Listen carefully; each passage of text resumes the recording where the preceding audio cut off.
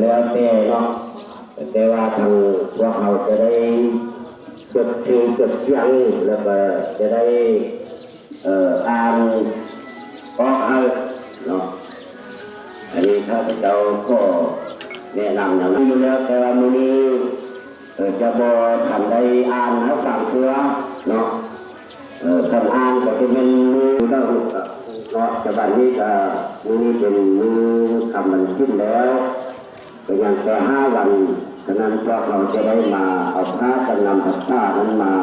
ถวายความเพราะว่าเป็นนิจของที่ว่า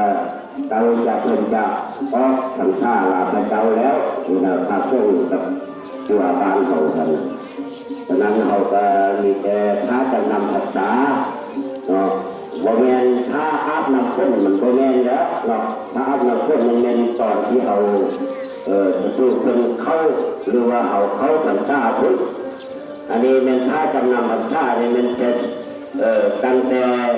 ท่าคุ้มท่าจะเบิ้งท่าตะเงียบท่ามัดเอิบกะ